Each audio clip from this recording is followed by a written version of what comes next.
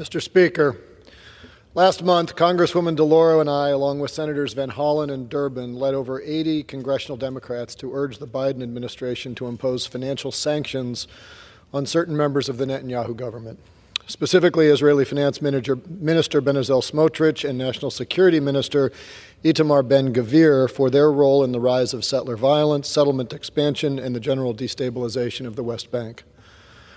I represent one of the largest Palestinian populations in the United States. I've had constituents who have lost loved ones, have had family land seized, and even as American citizens have been detained in Israeli prisons simply for the crime of visiting their families.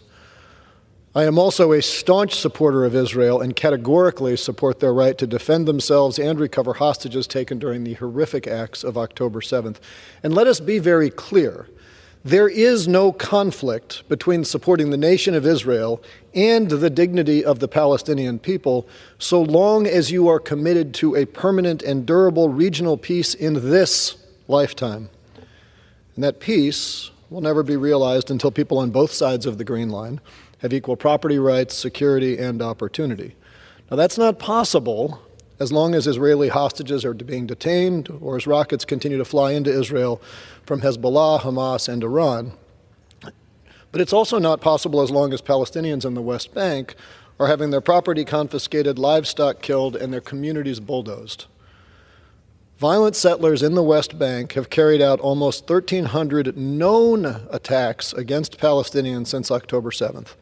At least 25 new outposts have been established. 70 illegal outposts were recognized and are eligible for funding by the Israeli government. All of these actions are illegal under international law.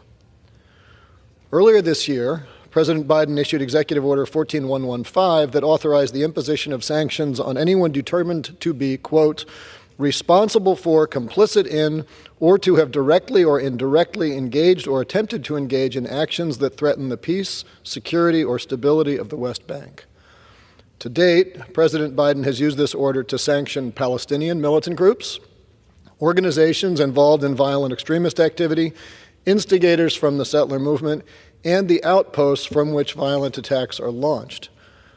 But just as it is appropriate for Israel to target Hamas leadership in their response to October 7th, it is necessary for the United States to target financial sanctions on the leaders of the extremist settler movement. Which brings us to Ministers Smotrich and Ben Gvir. They have distributed rifles to extremists. They have allowed those extremists to attack humanitarian aid convoys. They have prevented the Palestinian Authority from accessing the international banking network. These ministers' stated goal is the annexation of the West Bank, and they have acted in ways that violate both the spirit and the letter of the President's executive order.